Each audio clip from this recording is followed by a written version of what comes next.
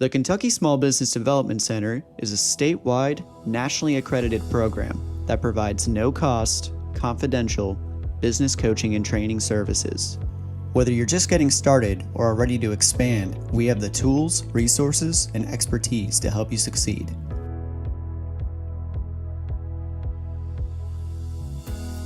We're part of a national network, America's SBDC, with over 1,000 centers across the nation. To learn more about how the Kentucky SBDC can serve you, please visit KentuckySBDC.com or email us at info@KentuckySBDC.com. You can also reach us by calling 888-414-7232. Thank you for joining today's webinar. The chat feature is available for you to ask questions and interact with today's speaker. Please take a moment to introduce yourself and where you are watching from today.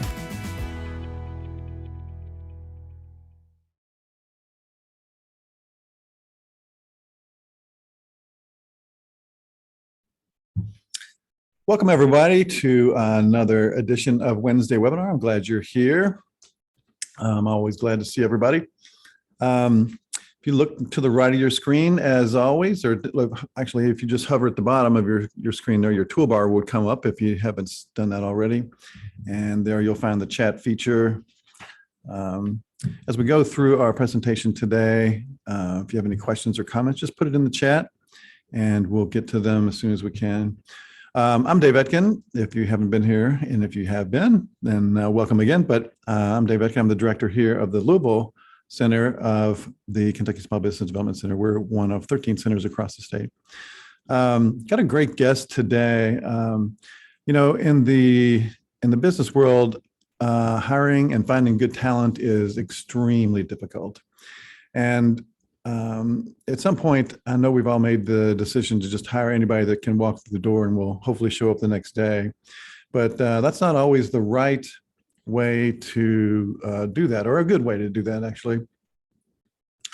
There are tools that you can use, and some ways that you can find a good fit and get some good help, get some good employees. And come up with a good methodology that you can use to interview and hire people. So with us today is Michael Hall. He is with Culture Index. And Michael, welcome. Thank you. Appreciate being here. Mm-hmm. So you have a great tool, and I'm just going to throw it right in your lap, and let's talk about that a little bit. And we've got some fun stuff to do a little bit later on. So everybody stay tuned. Again, if you have any questions or comments, put them in the chat. And if you wouldn't mind, just to make sure that the chat feature is working fine and you can hear us and see us well, just go ahead and say hello and tell us where you're joining from. Give us your name and say hi, and tell us where you're watching from. It's always really cool, and I say this every week, to see where we get people joining us from. Sometimes we get people from all over the world. We've had actually a couple of folks came from Indonesia a week or two ago, and Korea, France, Canada. So always really interested to see. So just say hello and tell us where you're joining from. There's Steve. Hey, Steve Lentini. Steve's got a cool business, Gentleman's Cut. Got 2 locations. He's doing well. If you need a haircut like I do, you should check out Steve's place here in Louisville. There's Joe from Kansas City. Excellent.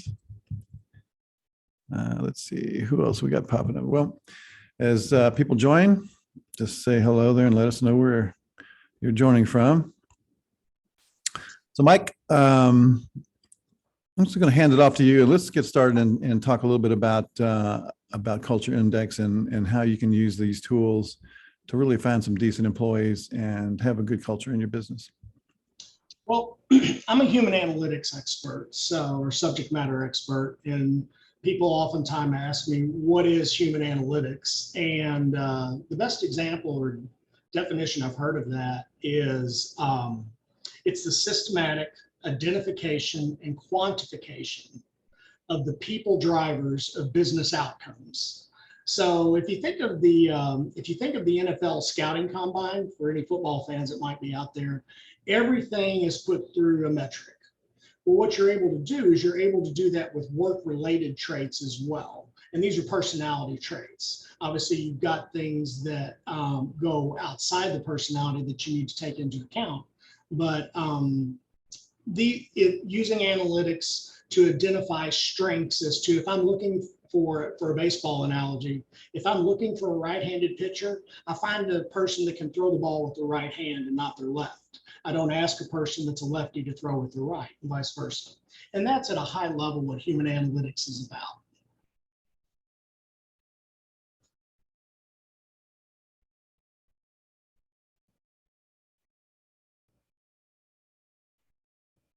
I think you're muted, Dave.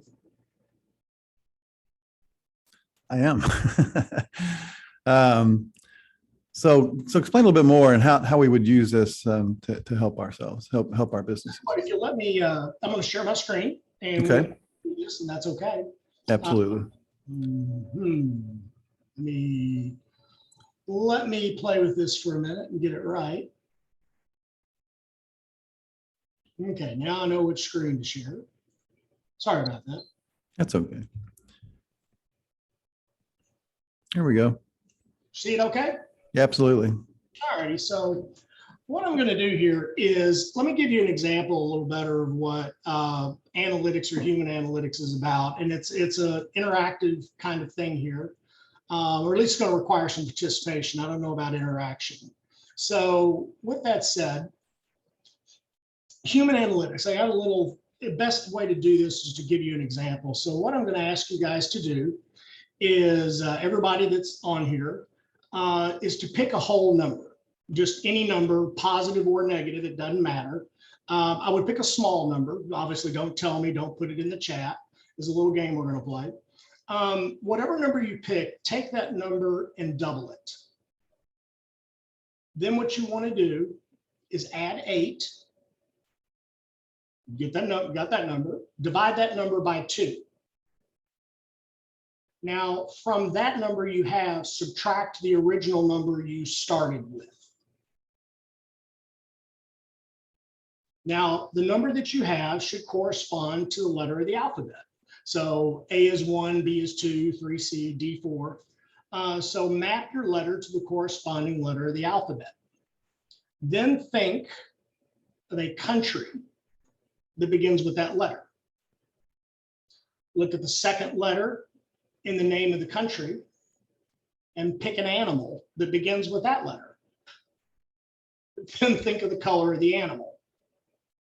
Now, due to math and science and psychology, 96% of you should have gray elephants in Denmark.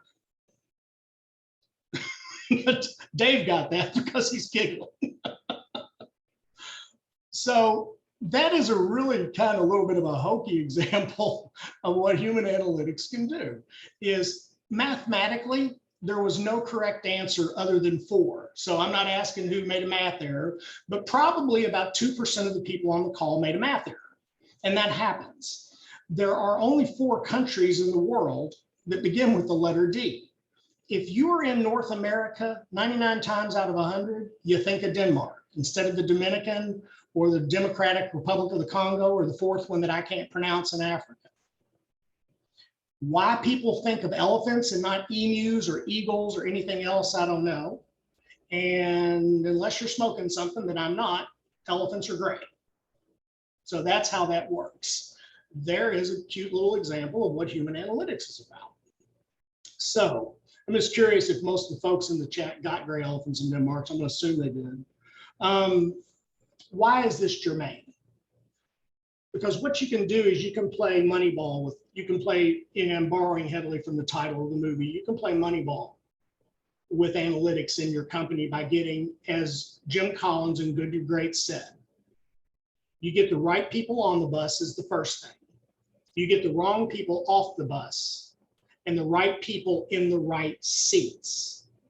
That's what you can use human analytics for. And this is even more important because now we've been in this expansive time when people have been in a scarcity, but we're actually starting to see some in companies need to start laying off individuals. So is, and I'm not an economist. I don't have any prognostications or political affiliations here on this call to talk about where I think the economy is going, but several individuals do believe that we're in for a rough ride coming up.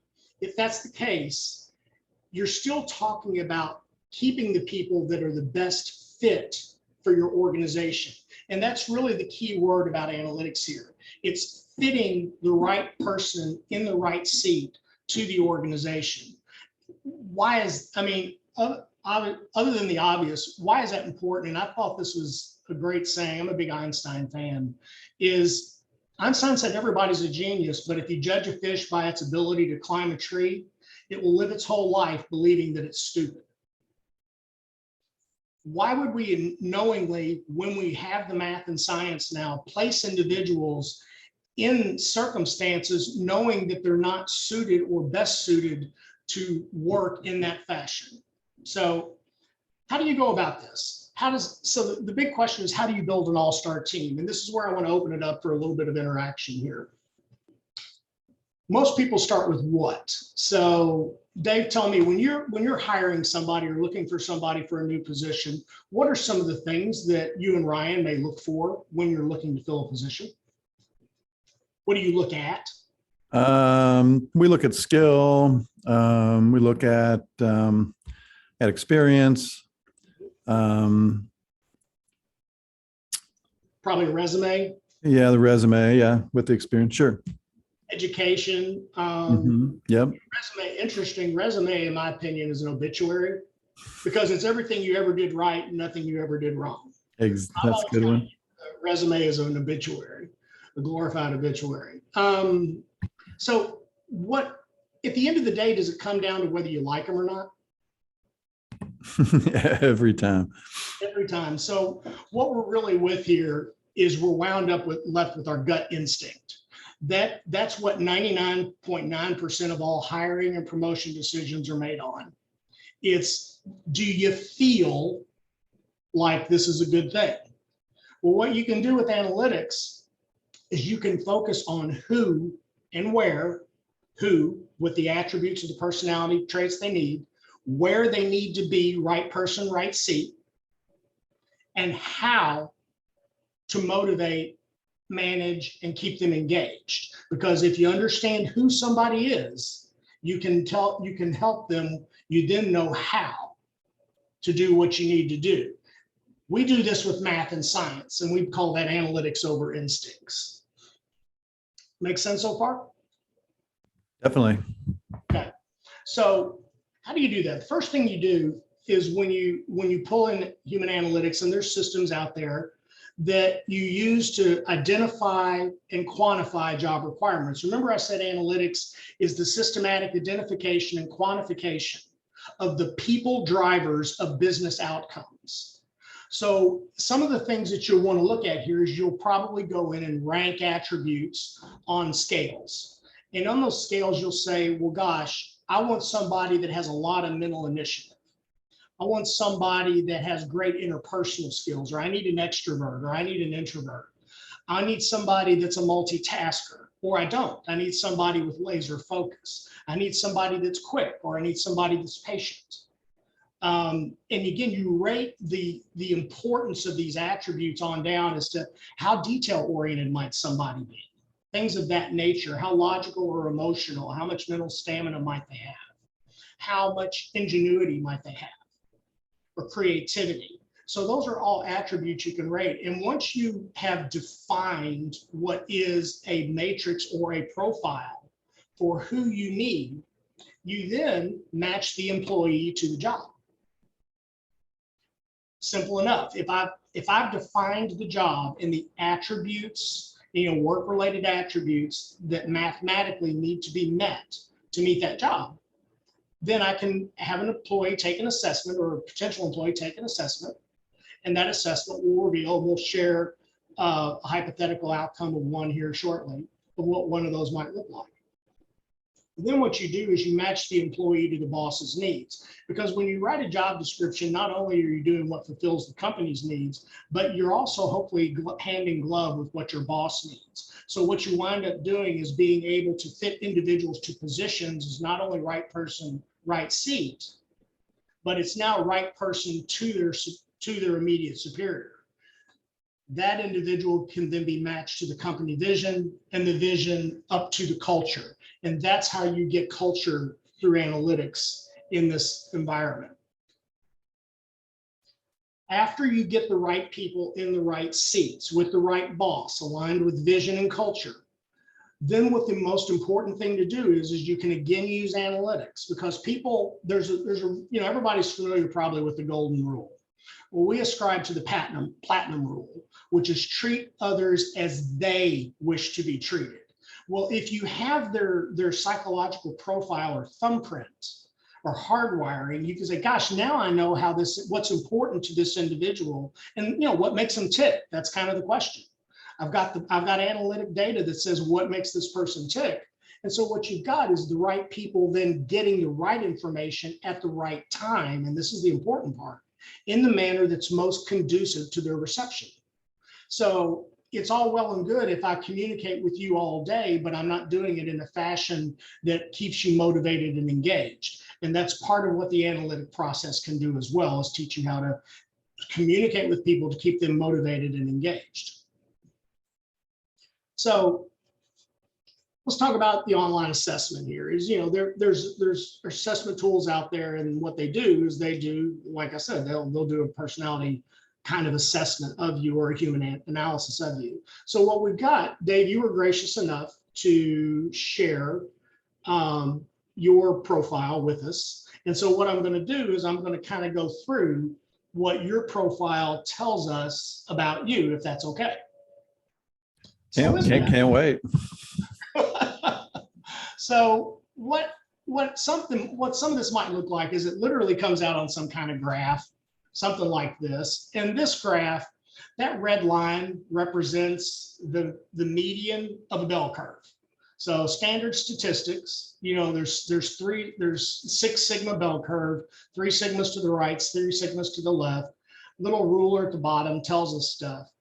Well, that red dot up there, what that really is looking at, that trait measures mental initiative, future-oriented, macro strategic thinking. And I knew after you took an assessment that you were literally at 4 centiles high. This trait tells me you're more proactive, take charge, visionary, assertive, individualistic, venturesome, and candidly hard-headed than about 98% of the population. You are a real go-getter. You're an assertive guy. You like to stay in the big picture. Is that a fair statement? That's me. That's you. The yellow dot, what that does is that shows us how much someone wants, needs, and seeks social acceptance. So this trait tells me that you're more introspective, reserved, skeptical, and serious than about 85% of the people on the planet. So you're a little bit of a skeptic. You're an introvert. You think in terms of facts and data. You speak in a pretty direct manner. You're not so much a people. You think to speak and you speak to think. And candidly, not many people can outthink you in the room. You are quick. You are quick. So you can think. The next trait we look at there, represented by the blue dot, is maybe how fast or slow you might like to process data and things. Well, you're kind of a laid back, easygoing guy. You give a great deal of consideration to most everything, including challenges and problem solving. Your pace at the workplace is steady and deliberate. You prefer working on projects versus tasks. And you're a guy that needs some timetables to be defined, because you're a laid back guy, you might take a little too long doing things if you don't have those definitive timelines in place. Is that a fair statement? Oh, yeah. The green dot, this tells me you're a true ideas person. You are an outside the box thinker. You're an innovator. You are absolutely an innovator.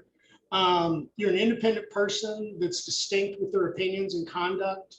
Research persistent. You really strive on thinking and staying in the cerebral and imaginative environment as much as possible. you're a pretty fearless decision maker. And, because of that, some individuals that aren't as quote unquote risk tolerant as yourself might view some of your decisions as rash. I'm not saying they're right. I'm saying that might be the view of someone else because you have such a powerful decision process. Others may think your decisions weren't all the way through because they might want more facts and data than you need to make a decision, if that's fair, if you understand what that means. Okay, yeah.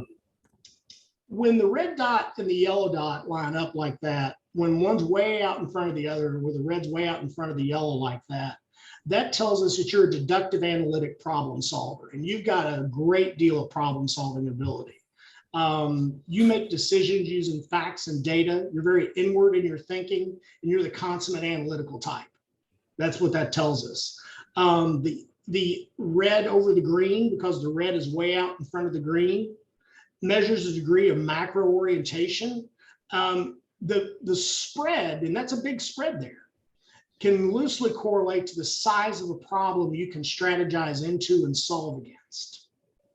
And that's pretty much you. You're a big time thinker, big time problem solver, outside the box thinker, not risk averse at all. You can take risks, you make big decisions and move. Is that pretty fair? Yeah, very fair. Now, it took you, I believe, 4 minutes to do that. So in 4 minutes, I learned all that about you. And you haven't said anything that I would disagree with. So this has been really spot on. Good. Well, the other thing we asked you to do, spend another 3 or 4 minutes, was like, okay, this is who you are. Is what do you think your job requires of you? Right. And what we did with that one is, now I'm going to do this back and forth. One of these things is not like the other.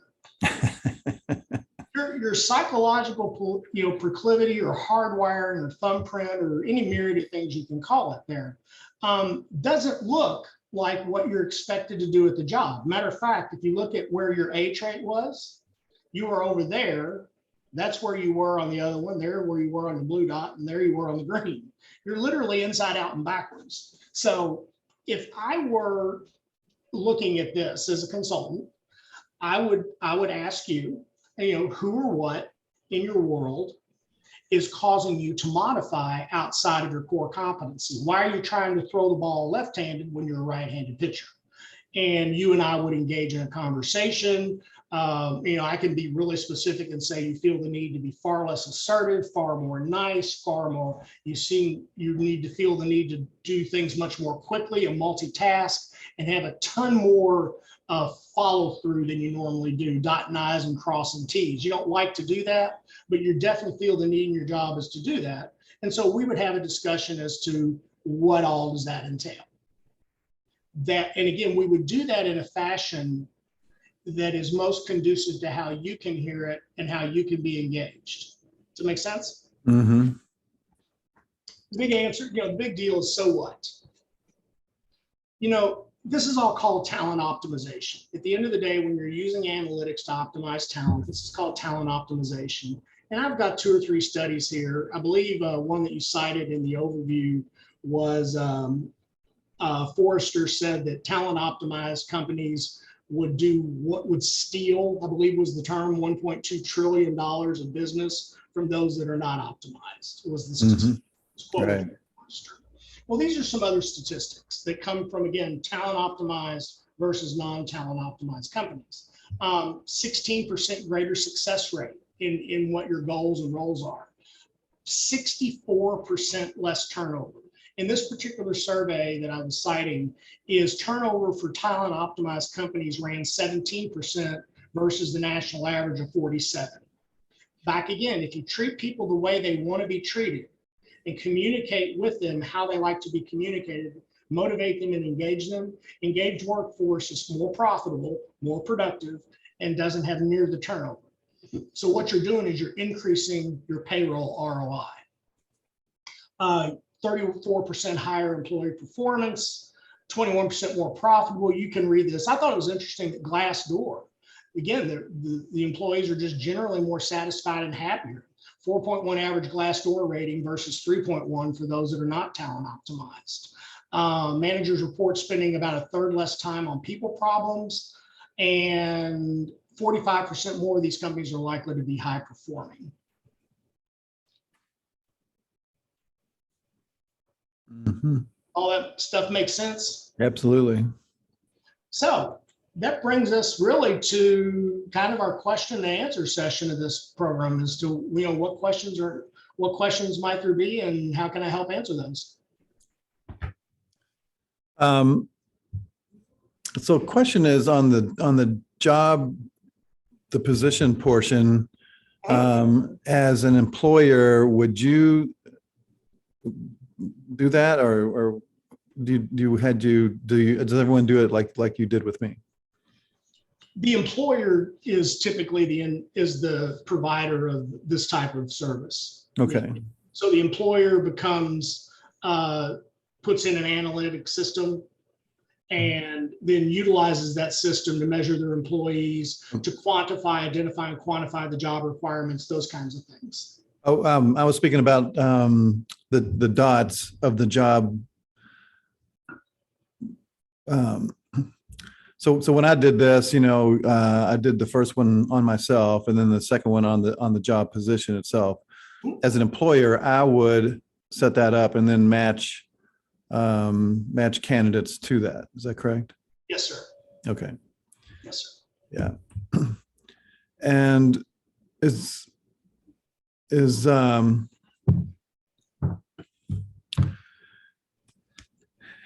this used? I mean, can it be used for any size company? Yeah, the answer is yes. There is a sweet spot,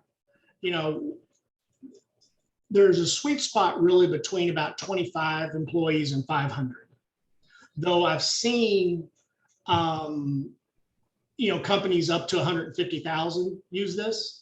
And I've seen companies with as little as 1 or 2 people use it, but it might be more of they're analyzing companies they want to invest in or potentially put equity into, service with debt. So it's across all industries. It is industry agnostic, but it does seem to fit best in that 25 to 500 employee category. Okay. Let me see. So I guess Joe Davis is asking the question. Yep. So this is another requirement along with background checks and drug screening. Yes. So what you would do is when you put your job ads out there, be it, and I'm not going to advocate for any particular platform over another. When you put those job ads out there, say submit a resume and take this survey.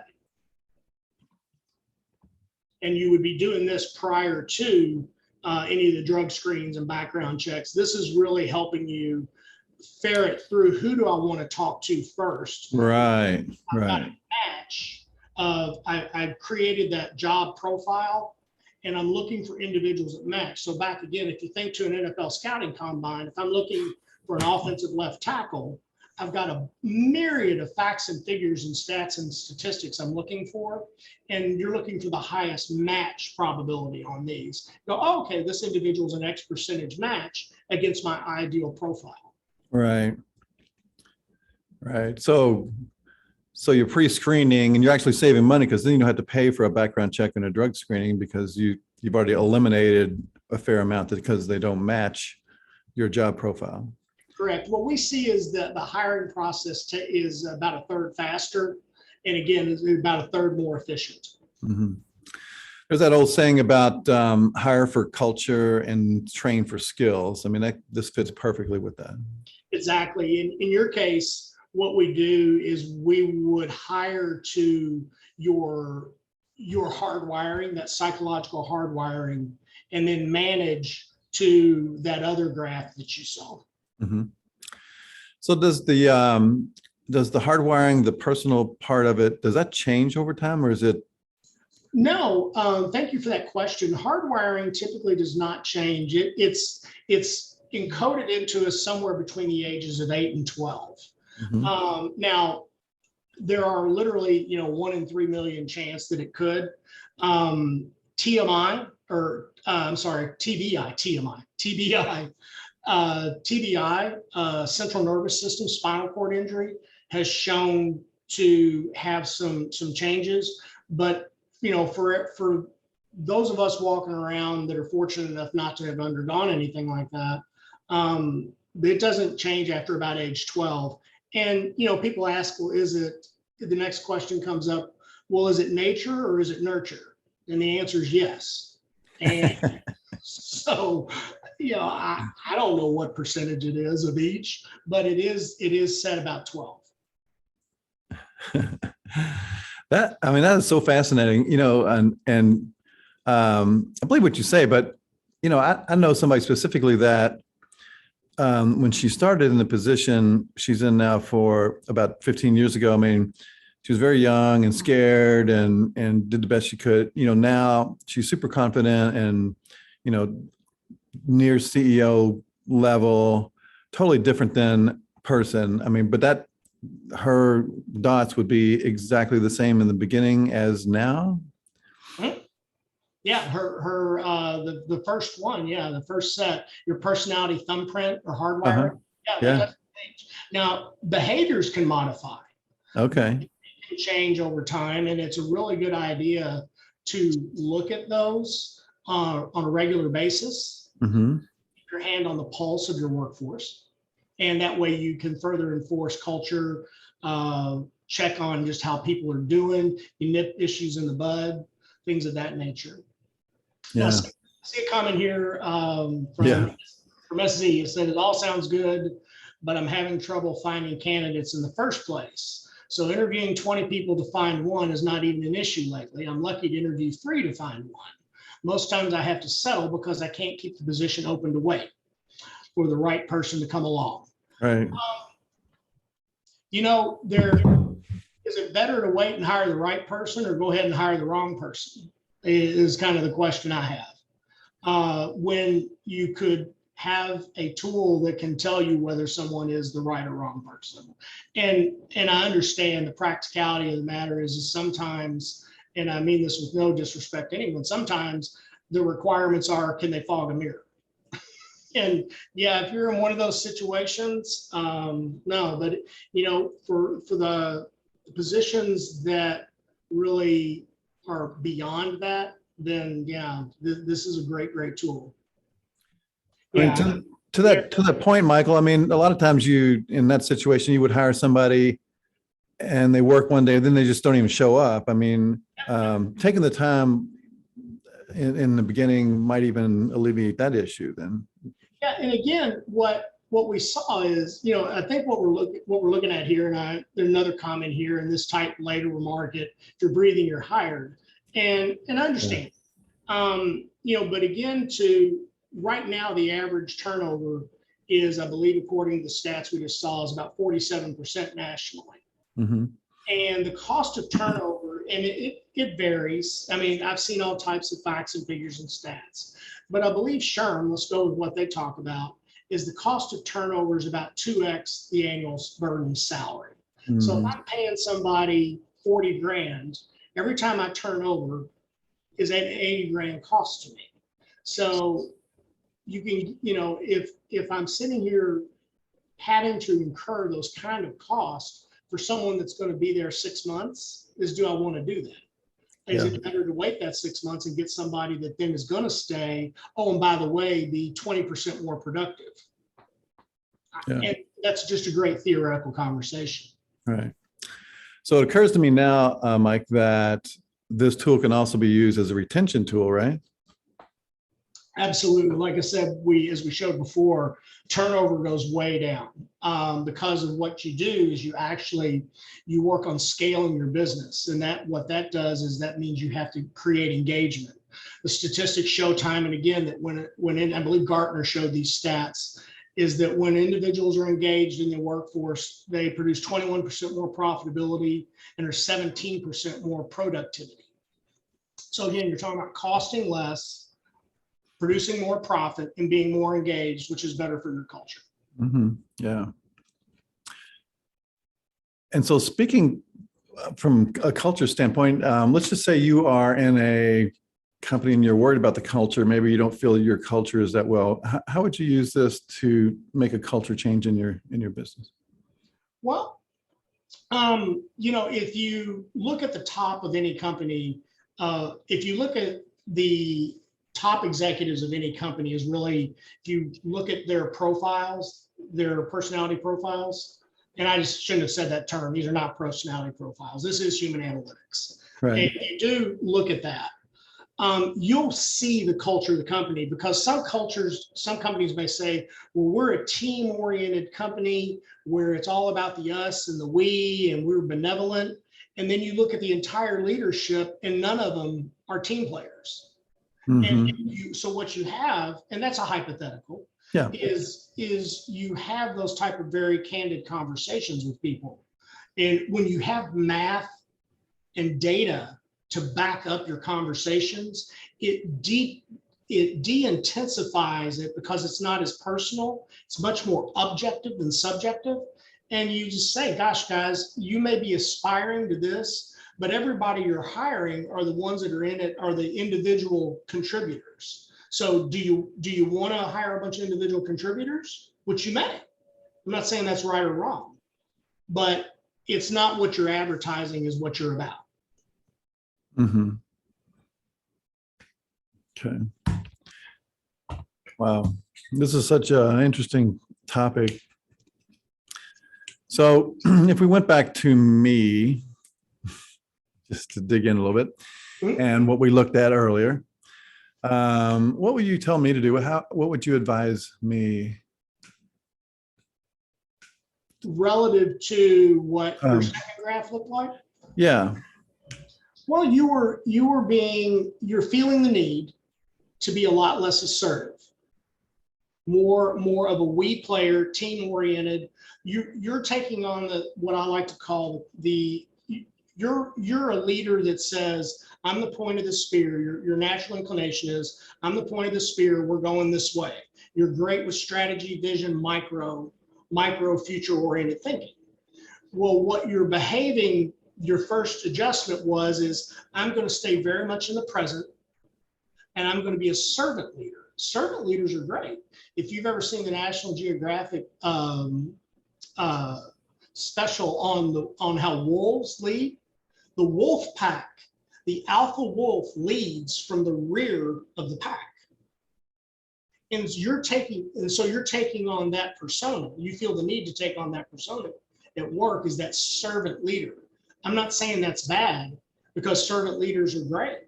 Is that, but that's not how you're hardwired. You're also adjusting very much more to the present time than future oriented. So my question to you would be, do you need to spend time in your future oriented growth strategy, macro thinking, versus your micro present day thinking? Mm-hmm. If you do, then you might need to get some help with some of the tasks you're having to undertake that are outside your core competencies. Interesting. Zuckerberg needs to hire me over the, great. I would be happy to work with Mr. Zuckerberg. That's great. Thanks, Stephen. So this has been awesome, Mike. So if you guys have any other quick questions, let's see, I don't see anything else popping up.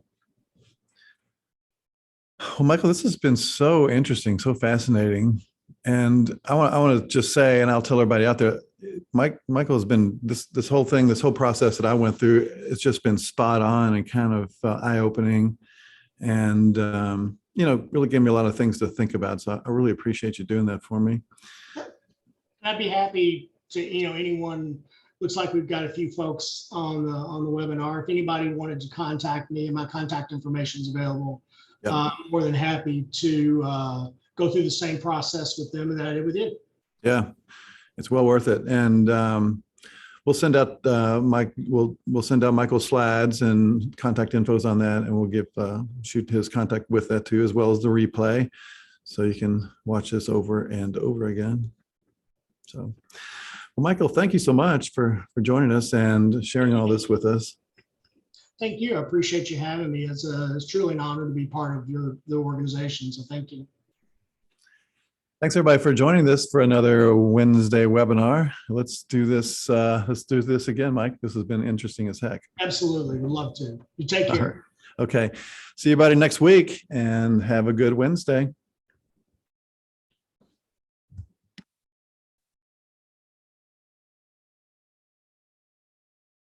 Thank you for joining today's webinar. At the Kentucky SBDC, we know small businesses are the heart of our economy. That's why our goal is to help business owners start, grow, and succeed in Kentucky. Find out more about how our no-cost business coaching, training, and resources can help your business. Visit us at KentuckySBDC.com.